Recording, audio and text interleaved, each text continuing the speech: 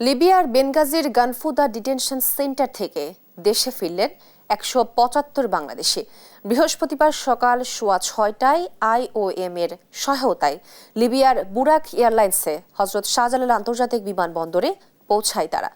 রাষ্ট্রদূত major general Abul Hasnat Mohammad Khairul বাশারের নেতৃত্বে দূতাবাসের একটি প্রতিনিধি দল গানফুদা ডিটেনশন সেন্টারে তাদের গ্রহণ করেন।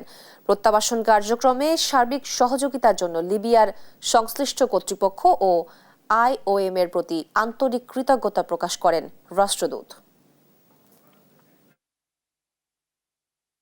আমার ভাইগনা লাগে নাম সজল শেখ, হয়ে গেছে 4 মাস যাবত।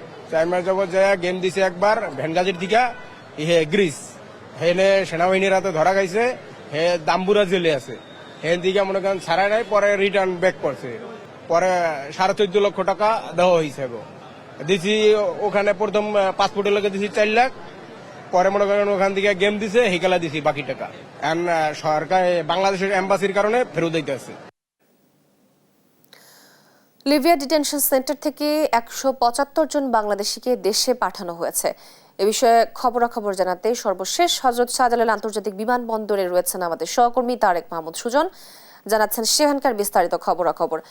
তারেক, তাদের সম্পর্কে কি তথ্য জানতে পেরেছেন এবং সেখানকার অবস্থা কি, বিস্তারিত জানাবেন।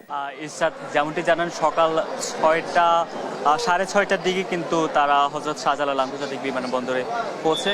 এই মুহূর্তে তারা ভিতরে যেই প্রসেসিং রয়েছে সেই প্রক্রিয়ার মধ্যে তারা রয়েছে এবং আন্তর্জাতিক অভিবাসন সংস্থা এবং রাত করে অন্যান্য যে বিমানবন্দরের যে তথ্যাদি, সেই তথ্যাদি কিন্তু তাদের কাছ থেকে সংগ্রহ করা হচ্ছে। এবং আপনি জানেন, ইতালি, গ্রিস সহ ইউরোপের কয়েকটি দেশে যাওয়ার কিন্তু অবৈধভাবে যাওয়ার জন্য যে দেশটিতে প্রথমে তারা পাড়ি জমান সেটি লিবিয়া, এবং কয়েক বছর ধরে আমরা দেখছি লিবিয়াতে গিয়ে তারা যে এই ভূমধ্যসাগর পাড়ি দিয়ে ইতালি বা ইউরোপের অন্যান্য যে দেশগুলোতে যাওয়ার যে প্রবণতা সেটি বাড়ছে। একই সঙ্গে মৃত্যু ঝুঁকি এবং দালালের খপ্পরে পড়ে কিন্তু প্রায় সর্বস্ব হারাচ্ছে এই অভিবাসন প্রত্যাশীরা।